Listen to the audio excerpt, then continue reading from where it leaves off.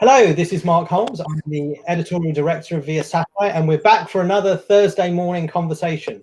So far, we've been to places like Hong Kong and Paris. This time, we're going all the way to Colorado to talk to Suzi McBride, the Chief Operating Officer of Iridium. So, Suzi, hello. How are you? How are you doing? How's life under lockdown for you? Good morning, Mark. It's been interesting, that's for sure.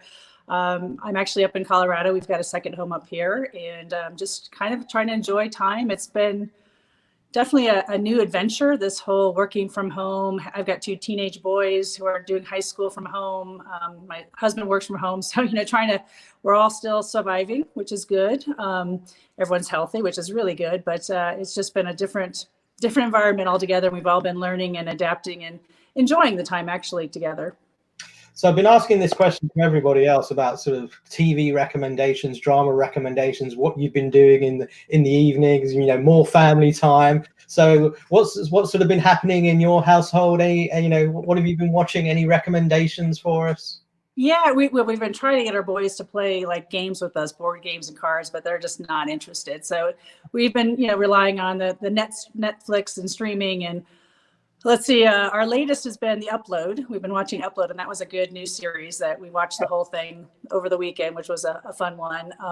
And also The Last Dance with, going back to the Bulls, okay. Which has been fun because we've been reminiscing about all the players we used to know and kind of introducing our boys to who's who and what their backstories are. So that's been a good one. And then I'll never get back the 8 hours of Tiger King that we watched with the boys wrote me into that one. And I just will never regain those hours of my life, but it was interesting. How was that? I mean, my daughter's been trying to get me to watch that one. And I know it's been, even in the UK, it's been getting a lot of, a lot of press. I'm just sort of wondering what you thought about it.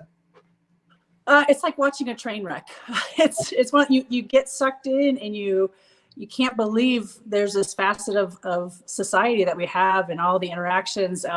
Just because to show you, there's all different kinds of industries here, and they all have their own little subcultures. But it is like a train wreck. You kind of get sucked in, and you kind of keep watching it, and all of a sudden you're like, "Why didn't I just watch that?" But it was past the time. It was interesting, and my boys kind of sucked me into it. And how are you? I mean, one of the key themes we're sort of finding on these Thursday morning conversations is that, that greater sort of family time and changes to the routine. Mm-hmm. You have an incredibly demanding job. I mean, being a, chief operating officer for Iridium, I imagine is, can be a fairly stressful job at times. I mean, how has it sort of changed your sort of work-life balance? It's actually better. I'll be really honest. My boys are both very active in sports and school. So usually in the evening, they're going 10 different directions. They're off and running. We rarely have time to have dinners together at the table just because of all of our demands. I'm traveling a lot. So it's been really enjoyable to have that kind of quality time to sit at the family dinner. My boys are learning to cook, and they're making us meals. So that part I really, really enjoy. I mean, my oldest is a senior graduating, which is also an interesting time given all of the COVID non-activities that are going on. But just cherishing this time together has been really significant. And I will look back, I know, and treasure these moments we've had. How is the cooking going? That's probably the most important question that I'll ask you today. How are their cooking efforts doing? Really good. Yeah, my oldest is been for the last about a year. He's been really into his health and cooking, and he's phenomenal. Cooks great chickens and beefs and tacos. So it's been fun. It's been fun to cook together too. Fantastic. Before we get on to some work-related stuff, I always like to talk a little bit about music as well, because I saw. It's interesting that found that Tom Choi was a Depeche Mode and Les Miserables sort of fan. So when you get a sort of few minutes, what do you like to listen to, and any music recommendations for us, Suzi? Well, I am all about 80s alternative rock music. So Depeche Mode, Cure, U2. That's my genre, and I'm always telling Alexa to start playing it for me, which hopefully she won't play it now. But my boys get really tired of it, although I have introduced them. We went to a Depeche Mode concert a few years back, so they've started to appreciate it more. And then they're trying to teach me about mumble rap. So that's their big thing. So we've got a very diverse music mix here in the household, as we kind of back and forth and trying to teach each other and learn from each other on the different types of music and songs.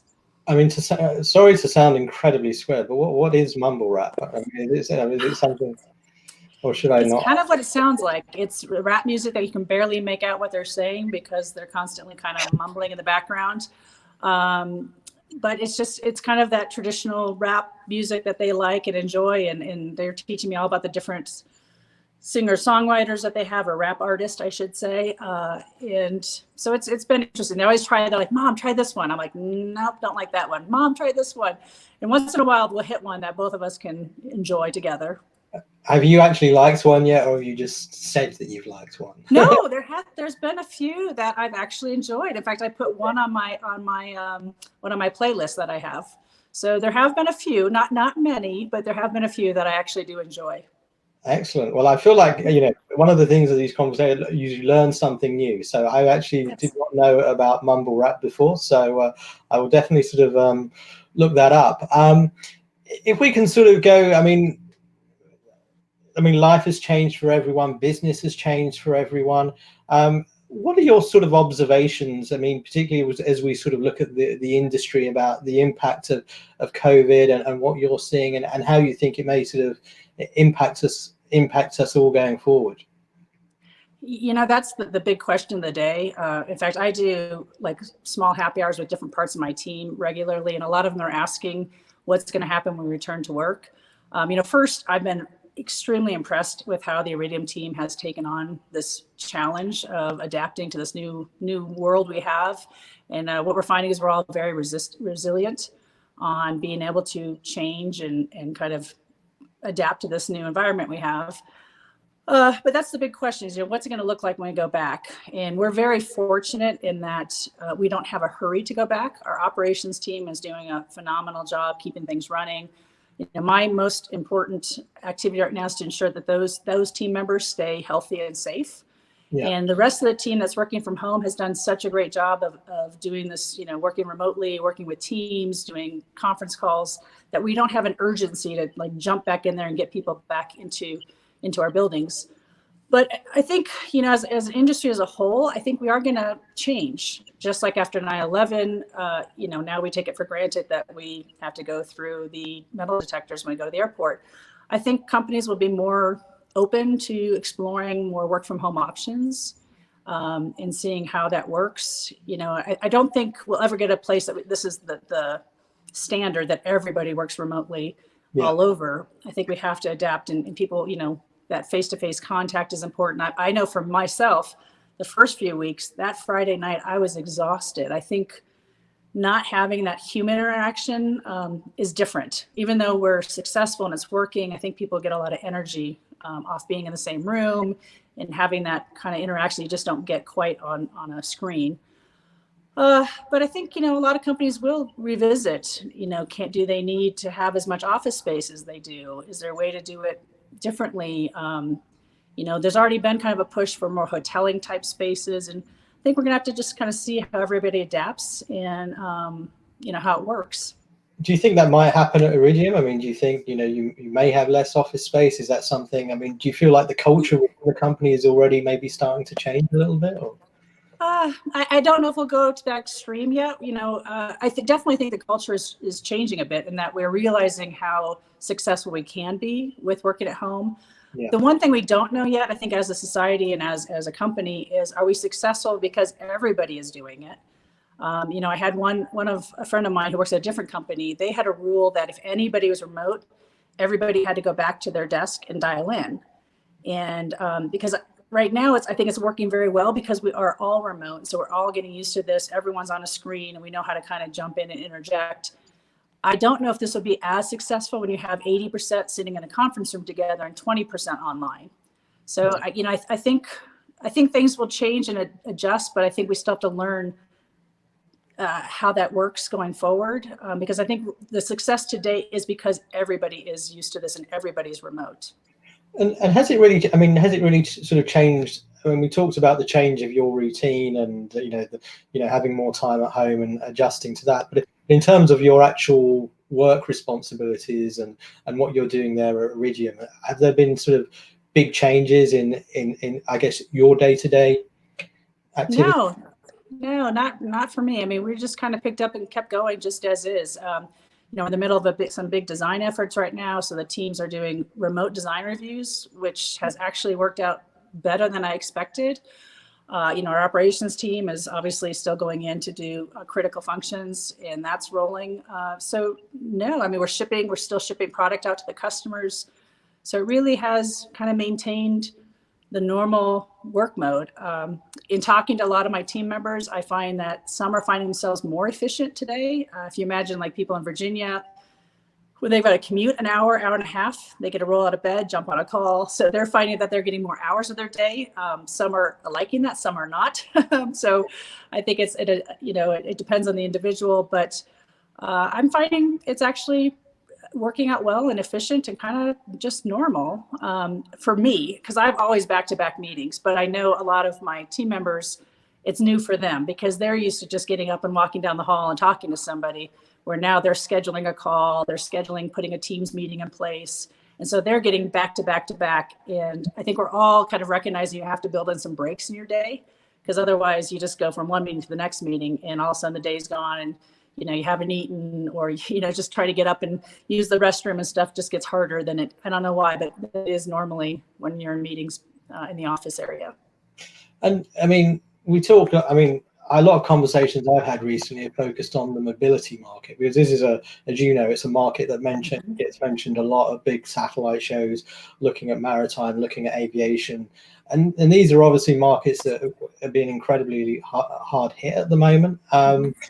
From your sort of conversations with sort of customers, can you sort of share anything that you're sort of hearing and what you see probably more in terms of the mobility side of things?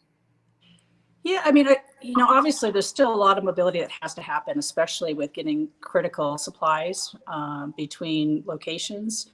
So for us, we both have the maritime market, and we've trying to make sure that we're supporting that market as things have changed. And we just offered like 500 minutes for crew calling to our maritime markets that are using our open port service to ensure that those critical essential workers that are still needed to ship things for all of us, that they're able to dial home and connect to families. Obviously in the airline business, that's drastically reduced from what we've seen in the past, both our Iridium partners and watching the tracking of all the aircraft. But there is still quite a bit going on, especially with all the cargo shipments that have to happen. So, I mean, clearly there's a slowdown in a lot of those markets, but there's still a lot of need, and they won't go away. It's just a matter of reduction in the amount of capacity that's out there today. And I mean, it'd be remiss of me not to ask you an overall question on the LEO market, given your history with OneWeb. Obviously a fairly dramatic story when we've seen two big LEO constellations hit trouble, when we've seen Speedcast, which is again another well-known company, sort of hit trouble. What are your sort of observations of what we're sort of seeing here overall in the market? I mean, it sort of feels some will talk like Tom Troy, maybe like history is repeating itself, and these doomed visions that just some of these things that are being talked about just cannot be done in a cost-effective manner. I'm just sort of intrigued, as someone who was at OneWeb but almost 3 years now at Iridium. I mean, you have a very unique perspective, I think, of what's going on here. What is your take on what we've seen in sort of the LEO market? Yeah, well, I mean, I have to. It's one of our favorite sayings, but I have to say it that LEO is a neighborhood. It's not a business case, right? And so there's a lot of different players that are in the LEO orbits in space, but for the LEO broadband, I think is more specific. There are some similarities in the 90s, but I think there's a lot of differences as well. I think the one major difference is we've got players that have launched satellites. They are much further along than they were back in the 90s. 90s is mostly paper. And I think we've seen a lot of different entrants come in. So there's clearly a market and a need and an interest, right? There's a lot of people that are demanding real-time information and data and access all over the globe. And it's shocking to see that there's still places in America even or UK that you cannot get access, either whether that's phone access or that's internet access. So I think there's still a need. The big question is there a real business that can support the cost to get a full constellation up and running? And I think we're seeing some players that are making huge strides towards that. And, time will tell whether or not the business case is closed in the end. But I'm still convinced there is a market, and I'm still convinced that somebody, one or two, will make it. Who they will be, when they'll get there, how successful they will be, I think time will tell as they go and develop. There is a certain irony as well, as at the time that these companies have hit trouble, the need for connectivity is greater than ever. I was talking to a telco last week, and they'd said they'd used 6 times, the bandwidth they usually use in 6 months, they'd used in 5 or 6 weeks. So there's clearly, I would think, a good opportunity for satellite players to really become even more part of the global system than they've been before. So, but equally, the history hasn't been great and stuff. Yeah. Well, and that's one of the reasons actually we're in Colorado. Ironically, being in a more remote part here, I've got better connectivity than in Gilbert, Arizona, because I think because of the masses of the homes that have come down, they've just really loaded the systems. And then my sister and her husband, they've got a place in a very, very remote part of Colorado. And unfortunately, their satellite internet for the broadband is not sufficient. So they're waiting now they're going to try to upgrade with some of the other systems. But I think there's clearly a bigger demand now. And it's too bad that a lot of those big broadband LEO systems aren't up and operational, because I think they'd be phenomenal right now if people could really get those high speeds to their remote locations. And we talked about the mobility market. I just want to quickly talk about the government market as well. I mean, that's one that I know is a big focus, and some interesting sort of conversations we've been having on that market. How do you see as we sort of enter this this COVID type era, the relationship between companies like Iridium and government sort of evolving? I don't know if COVID has a specific impact. I mean, we have a very essential service that we provide to the government and the warfighters out there, and I think that will obviously continue. In terms of some of the bigger programs that the government's after, I mean, right now they all seem to be full steam ahead. We haven't seen a significant change in the direction yet. Time will tell if they keep going. I know there's a lot with the Space Forces now and doing some new big plans on the LEO, MEO, GEO type solutions. We'll see how that continues, if things slow down or speed up or what have you, depending on where they go. But I think, right now we're gonna be there to support the government as they need. We're gonna make sure that we've got solutions. We're gonna make sure that there's high availability of our network to continue to support, because we know that we still have different government agencies all over the world that need and rely on Iridium to make sure that they can stay connected.